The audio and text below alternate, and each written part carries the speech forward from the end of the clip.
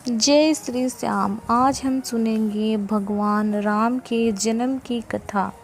एक समय की बात है, अयोध्या के महाराज दशरथ ने पुत्र प्राप्ति के लिए यज्ञ रखा। इस यज्ञ के लिए राजा दशरथ ने अपनी चतुर्गिनी सेना को काले कान वाले घोड़े को छोड़ने का आदेश भेजा। उनकी इच्छा थी कि इस महान यज्ञ में हर कोई शामिल हो। इसके लिए राजा ने सभी ऋषि मुनियों व विद्वान पंडितों को आमंत्रण भेजा।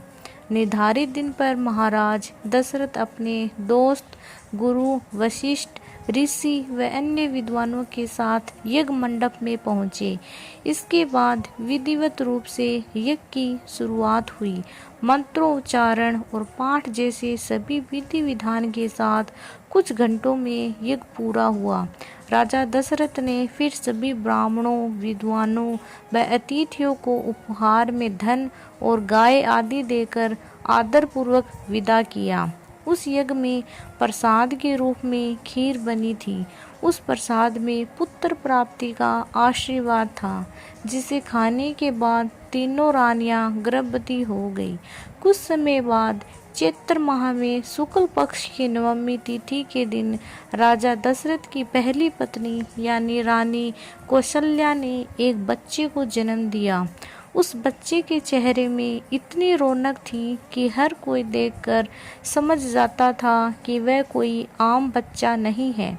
इसी तरह राजा की दूसरी रानी कैकेयी ने एक पुत्र और तीसरी रानी सुमित्रा ने 2 पुत्रों को शुभ नक्षत्रों में जन्म दिया।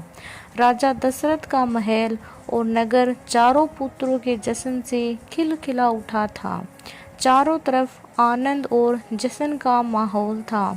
पूरी प्रजा खुशी से गा व झूम रही थी। इस खुशी को देखकर देवताओं ने भी फूलों की वर्षा की। इस जश्न में शामिल होने के लिए कई ब्राह्मण भी पहुँचे और राजा दशरथ के बेटों को आशीर्वाद दिया। खुशी से झूम रहे राजा दशरथ ने ब्राह्मणों को खूब दान दिया। फिर अपनी खुशी जाहिर करने के लिए उन्होंने प्रजा व दरबारियों में भी धन, रत्न और आभूषण बंटवाए। समय आने पर सबकी मौजूदगी में चारों बालकों का नामकरण भी किया गया। महर्षि वशिष्ठ ने उनका नाम रामचंद्र, भरत, लक्ष्मण और शत्रुघ्न रखा। वक्त बीतता गया और धीरे धीरे ये चारों बालक बड़े हुए। इन चारों में राम अपने तेजस्वी गुणों के कारण प्रजा को अधिक प्रिय लगने लगे। अपनी प्रतिभा के चलते वो कम उम्र में ही सभी विषयों में महारत हासिल कर चुके थे। राम में सभी गुण थे, चाहे शस्त्र चलाने की बात हो या हाथी व घोड़े की सवारी।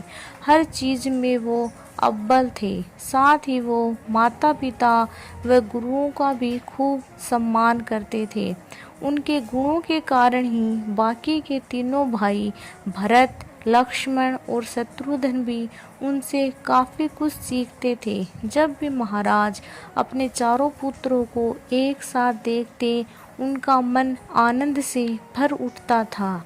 राम में मौजूद गुणों के कारण ही उन्हें श्री राम और भगवान राम तक कहा जाने लगा। आगे चलकर राम के जीवन पर 2 पवित्र ग्रंथ लिखे गए, रामचरितमानस और रामायण। इस कहानी से हमें ये सीख मिलती है कि व्यक्ति के गुण ही उसकी पहचान होते हैं। अगर गुण और संस्कार अच्छे हो तो वह भगवान अतुल्य हो जाते हैं। बोलो भगवान श्री राम की जय हो।